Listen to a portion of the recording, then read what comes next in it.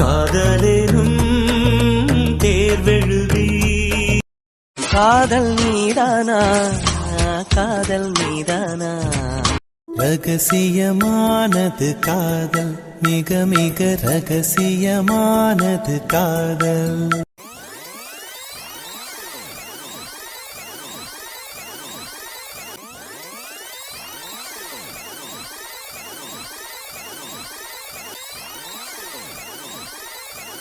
சரி, நான் போய் அனுக்காவை கூட்டிகிட்டு வரேன் தருண். நாங்களாம் கார் கிட்ட வெயிட் பண்ணுறோம் அபி, நீ டைரெக்டாக அங்கேயே வந்துடு. சரிங்கண்ணா. உள்ளே வாங்க, டோர் ஓப்பனில் தான் இருக்கு. ரெடி ஆகிட்டீங்களாக்கா? ஆமாம் அபி, சாரி கொஞ்சம் லேட் ஆயிடுச்சுல. பரவாயில்லக்கா, இப்போ தான் ரூமே கொடுத்தாங்களாம். ஆமாடா, எங்கள் ரூம்க்காவது வந்திருக்கலாம்லக்கா. இருக்கட்டும்டா, நீங்கள் 2 பேரும் அங்கே ரெடி ஆகணும், அதான் வரல. சரிக்கா, போகலாமா? டே, அவங்க கிளம்பிட்டாங்களாம். ஃபஸ்ட்டு எங்கே போகலாம்? அது இன்னும் பிளான் பண்ணலடா. போகிற வழியில் 2 பிளேஸ் இருக்குது, போட்டிங்கும் இருக்குது, கார்டனும் இருக்குது. அங்கே போய் பார்த்துக்கலாம் எங்கள் கூட்டம் எப்படி இருக்குன்ட்டு. சபா, எப்படியோ வந்துட்டாங்க.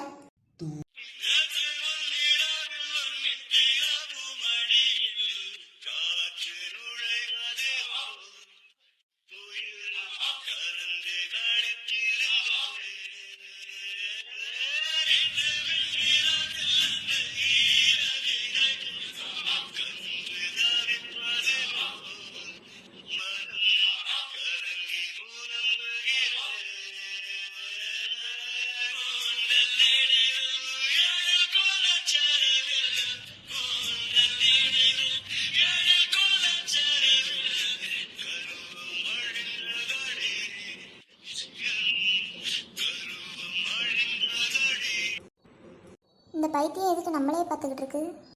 டே வினோத், நீ என்ன பண்ணிக்கிட்டு இருக்கன்னு உனக்கே தெரியுதா? சாரி தருண், கொஞ்சம் லேட் ஆயிடுச்சு. அதெல்லாம் ஒன்றும் இல்லைக்கா, ½ hour தானே எக்ஸ்ட்ரா ஆகியிருக்கு. எப்படி வேகமாக ரெடி ஆகுறதுன்னு எங்கள் அபிக்கும் சொல்லிக் கொடுங்கக்கா. வினோத் அண்ணா, ஃபர்ஸ்ட் எங்கே போகிறோம்? போட்டிங் போகலாம் அபி. டே இரு, நேற்று ஃபுல்லாக நீ தானே ட்ரைவ் பண்ண, இன்னைக்கு நான் பண்ணுறேன். ஓகேடா. அபி, நீ ஃப்ரண்ட்ல உட்காந்துக்கோ, நானும் வினோத்தும் பின்னாடி போகிறோம். என்ன கீதாக்கா, உங்களுக்கு தான் வேடிக்கை பார்த்துட்டு வர ரொம்ப பிடிக்குமே, நீங்கள் முன்னாடியே உட்காருங்க. அதான் சொன்னேனே அபி, நான் எதுக்கு உங்கள் 2 பேருக்கும் நடுவில் நந்தி மாதிரி? இல்லை கீதாக்கா, எனக்கு ஃப்ரெண்ட் சீட்லாம் பிடிக்காது. நானும் அனுக்காவும் வினோதனாவும் பின்னாடி உட்காந்துட்டு வரோம், நீங்களே ஃப்ரண்ட்டில் உட்காந்துக்கோங்க. இல்லை அபி, நான் பின்னாடியே உட்காந்துக்கிறேன், அங்கே தான் காற்று நல்லா வரும். அப்போ வினோதனா, நீங்களே ஃப்ரண்ட்டில் உட்காந்துக்கோங்க. அபி, வினோத்துக்கும் டயர்டா இருக்கும்ல, அவனும் பின்னாடி வரட்டும். ஃப்ரண்ட் சீட்ல வேணா அனுவை போய் உட்கார சொல்லு. டயர்டா இருக்கிறதுக்கும் பின்னாடி வந்து உட்கார்றதுக்கும் என்ன சம்பந்தம்? ரைட்டு, இவ ஏதோ பிளானோட தான் இதை பண்ணிக்கிட்டு இருக்காப்ப. சரி சரி, 3 பேரும் போய் வண்டியில் ஏறுங்க, நானே தருண் பக்கத்தில் உட்காந்துக்கிறேன். இந்த நூடுல்ஸ் மட்டும் ஏதோ பிளான் போடுது, என்னன்னு தான் தெரில. ஏன் வினோத் அண்ணா பின்னாடியே சுத்துது? ஒருவேளை இருக்குமோ? சே, நம்ம தான் அவங்கள வந்ததுலேருந்தே தப்பாக நினச்சிக்கிட்டு இருக்கோம். ஏங்க, இந்த கோயிலுக்கு நீங்கள் அடிக்கடி வரமாட்டீங்களோ? அப்படிலாம் இல்லை கையல், ஏன் அப்படி கேட்குற? இல்லை, பக்கத்தில் இருக்கிற கோயிலை விட்டுட்டு டெய்லி எங்கள் தெருவில் உள்ள கோயிலுக்கு தானே வருவீங்க கல்யாணத்துக்கு முன்னாடி, அதான் கேட்டேன். அது ஒரு காரியம் ஆக வேண்டியிருந்துச்சு, அதுக்கு அந்த முருகர் தான் நடத்தி தருவார், அதான் அங்கே வர வேண்டியதாக போயிடுச்சு. சக்தி அண்ணா, கோயிலுக்கு வந்தீங்களா? இவன் எதுக்கு இங்கே வந்தான்? இவர் வேற இருக்காரே, என்ன சொல்ல போகிறாரோ? இரு, இவர் பேர்லாம் சொல்லி கூப்பிடுறான். ஆமாம் விஜய், ஒர்க்லாம் எப்படி போகுது? அது ஒரு சைடு போயிட்டு இருக்குண்ணா. சரிப்பா, ஒரு நாள் வீட்டுக்கு வாங்களேன். கண்டிப்பாண்ணா, நீங்கள் எப்போ கூப்பிடுவீங்கன்னு காத்துக்கிட்டு இருந்தேன்.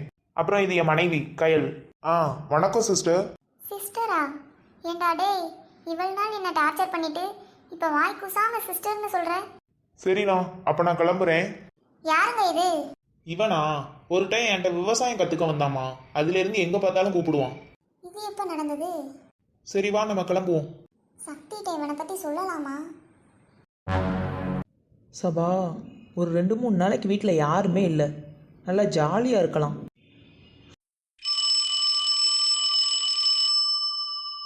கொஞ்ச நேரம் கூட நிம்மதியாக இல்லை, அதுக்குள்ளே ஃபோனு. ஐயோ. ஹலோ, என்ன பண்ணுறீங்க? சாப்பிட்டீங்களா? இல்லை இன்னும் சாப்பிடல.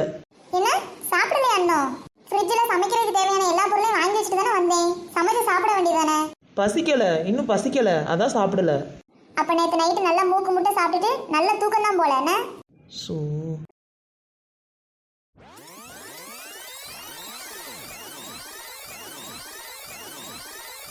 ஒரு மணி நேரம் கழித்து. நிறுத்துறியா?